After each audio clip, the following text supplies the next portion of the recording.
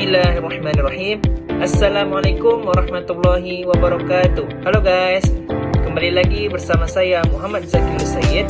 Nah, pada video kali ini saya akan menyampaikan materi terkait dengan hukum administrasi pemerintahan daerah.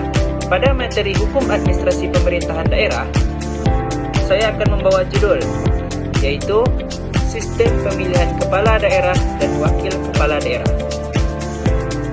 Pada judul kali ini, saya akan menyampaikan beberapa poin penting terkait dengan materi tersebut. Di antaranya, 1. Sistem Pemilihan Kepala Daerah. Sistem pemilihan kepala daerah dan wakil kepala daerah di Indonesia diatur oleh undang-undang. Sejak perubahan kebijakan desentralisasi, pemilihan kepala daerah dilakukan melalui dua cara utama. Pertama, pemilihan langsung oleh rakyat atau dengan kata lain sistem proporsional terbuka. Maksudnya adalah di mana masyarakat memberikan suaranya secara langsung untuk memilih kepala daerah seperti gubernur, bupati atau wali kota dan wakilnya. Sistem ini bertujuan meningkatkan partisipasi masyarakat dalam demokrasi. Yang kedua itu ada pemilihan secara tidak langsung atau dengan kata lain sistem proporsional tertutup.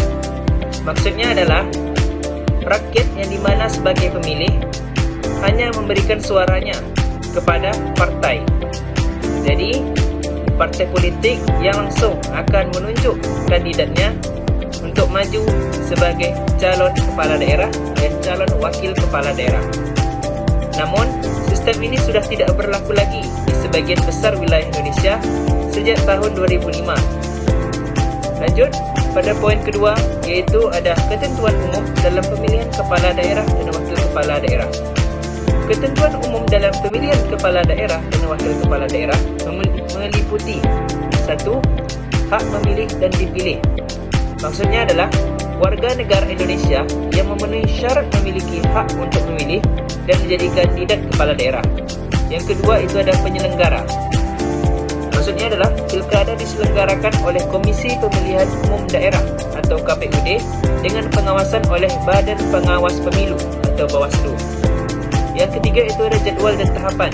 Tahapan pilkada meliputi pendaftaran, verifikasi, kampanye, pemungutan suara, rekapitulasi, dan penetapan hasil. Yang keempat itu ada syarat calon. Calon harus memenuhi syarat tertentu seperti usia minimal, pendidikan, dan tidak memiliki rekam jejak kriminal tertentu. Poin ketiga itu ada sistem kepartaian dalam pemilihan kepala daerah. Sistem kepartaian berperan penting dalam pilkada, khususnya untuk pencalonan kandidat melalui partai politik. Ada beberapa poin penting yang akan kami sampaikan terkait dengan sistem kepartaian dalam pemilihan kepala daerah. Di antaranya, pengusungan oleh partai politik. Partai atau gabungan partai dapat mengusung pasangan calon kepala daerah jika memenuhi ambang batas dukungan suara, di antaranya 20% kursi DPRD atau 25% suara sah pada pemilu legislatif sebelumnya. Peran partai politik. Partai bertindak sebagai kendaraan politik bagi calon dan mendukung proses kampanye serta strategi politik. Dan poinnya selanjutnya ada itu koalisi. Maksudnya, dalam beberapa kasus, partai-partai membentuk koalisi untuk mencalonkan pasangan kepala daerah. Atau dengan kata lain, partai-partai menggabungkan dirinya antara satu sama lain membentuk koalisi untuk mencalonkan pasangan kepala daerah, terutama jika satu partai tidak memiliki cukup kursi di DPRD. Poin yang keempat, itu ada calon perorangan independen dalam pemilihan kepala daerah. Calon perorangan atau independen adalah individu yang mencalonkan diri tanpa dukungan partai politik.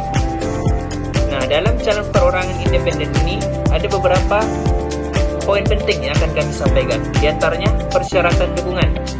Calon independen harus mengumpulkan dukungan masyarakat berupa tanda tangan atau fotokopi KTP dengan jumlah tertentu yang bervariasi sesuai dengan jumlah penduduk daerah tersebut. Yang kedua itu ada verifikasi. KPUD atau Komisi Pemilihan Umum Daerah memverifikasi dokumen dukungan tersebut untuk memastikan keabsahannya. Yang ketiga itu ada keunggulan dan tantangan dari independen tersebut. Di antaranya calon independen sering dianggap lebih dekat dengan masyarakat. Namun, menghadapi tantangan lebih besar dalam hal pendanaan dan akses politik dibanding calon yang diusung partai. Poin kelima itu ada ketentuan pidana pilkada. Undang-Undang Pilkada mengatur ketentuan pidana untuk mencegah dan menindak pelanggaran termasuk 1. Manipulasi hasil pemilu. Maksudnya adalah pemalsuan hasil suara atau dokumen pemilihan. Yang kedua, politik uang, iaitu memberikan uang atau hadiah untuk mempengaruhi pemilih. Yang ketiga itu ada kampanye di luar jadual. Melakukan kampanye di luar waktu yang ditentukan oleh KPUD atau Komisi Pemilihan Umum Daerah. Yang keempat itu adalah pelanggaran netralitas ASN, yaitu aparatur sipil negara dilarang terlibat politik praktis dalam pilkada. Apabila salah satu calon pasangan kepala daerah melakukan pidana pilkada tersebut, mereka dapat dikenai sanksi, bisa berupa pidana penjara, denda, atau diskualifikasi dari calon kepala daerah tersebut. Poin ke-6 yaitu ada Peraturan Pemerintah Nomor 6 Tahun 2005. Peraturan Pemerintah Nomor 6 Tahun 2005 mengatur secara rinci pelaksanaan pilkada, termasuk di antaranya syarat dan tata cara pencalonan, menjelaskan prosedur pencalonan kepala daerah dan persyaratan yang harus dipenuhi. Yang kedua itu ada pelaksanaan kampanye, yaitu aturan terkait metode, waktu, dan lokasi kampanye. Yang ketiga itu ada penghitungan suara dan penetapan hasil, yaitu prosedur penghitungan suara, rekapitulasi, dan penetapan pasangan terpilih, metode, waktu, dan lokasi kampanye. Yang ketiga itu ada penghitungan suara dan penetapan hasil, yaitu prosedur penghitungan suara, rekapitulasi, dan penetapan pasangan terpilih. Yang keempat atau yang terakhir itulah pengawasan dan sanksi, yaitu tugas lembaga pengawas pemilu dan jenis pelanggaran yang dikenakan sanksi.